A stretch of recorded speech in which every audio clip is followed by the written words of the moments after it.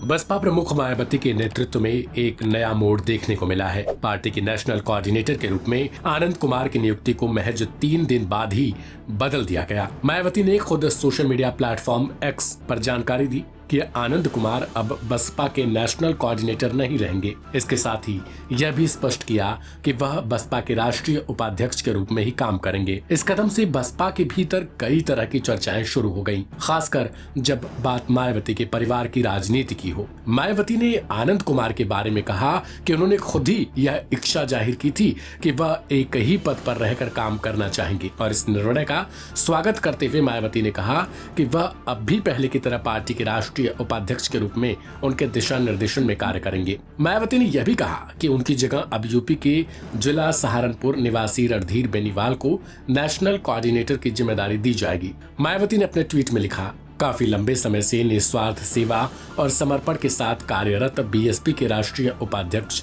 आनंद कुमार को हाल ही में national coordinator भी बनाया गया था। उन्होंने पार्टी और आंदोलन के हित में एक पद पर काम करने की इच्छा व्यक्त की है, जिसका स्वागत है। इस फैसले के साथ पार्टी में एक तरह से नया नेतृत्व सामने आया है, और मायावती ने यह भी कहा कि रणधीर बेनीवाल और रामजी गौतम अब बीएसपी के राष्ट्रीय कोऑर्डिनेटर के रूप में उनके दिशा निर्देशन में देश के विभिन्न राज्यों की जिम्मेदारियों को संभालेंगे। यह निर्णय बसपा के भीतर एक नई रणनीति का संकेत देता है, जो यह दिखाता है कि मायावती पार्टी के भीतर अनुशासन और समर्पण को महत्व देती हैं, खासकर जब यह सवाल आता है कि पार्टी के परिवार के सदस्य किस प्रकार से अपनी भूमिकाएं निभाते हैं। जहां एक ओर आनंद कुमार के नेशनल कोऑर्डिनेटर बनने के बाद यह निर्णय लिया गया, वहीं दूसरी ओर मायावती ने अपने भतीजे आकाश आनंद के खिलाफ एक सख्त कदम उठाया है। हालांकि शुरू में मायावती ने आकाश आनंद को अपनी राजनीतिक उत्तराधिकारी के तौर पर देखा था, लेकिन अब उन्हें पार्टी से बाहर का रास्ता दिखा दिया गया। मायावती ने साफ तौर पर कहा कि आकाश आनंद ने प्रायश्चित नहीं किया, बल्कि अपने ससुर अशोक सिद्धार्थ की तरह ही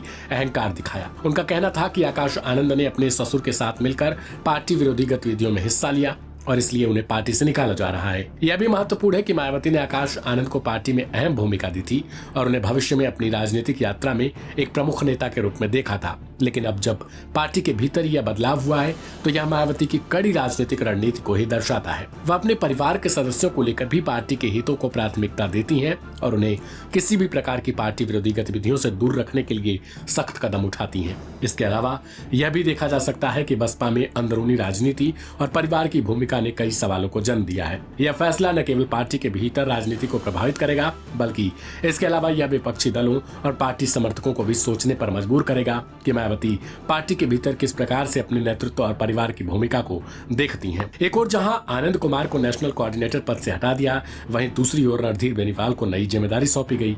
इसके अलावा आकाश आनंद को पार्टी से निकाले जाने के बाद यह सवाल उठता है कि मायावती के परिवार में कौन अगले चरण में पार्टी की दिशा को संभालेगा।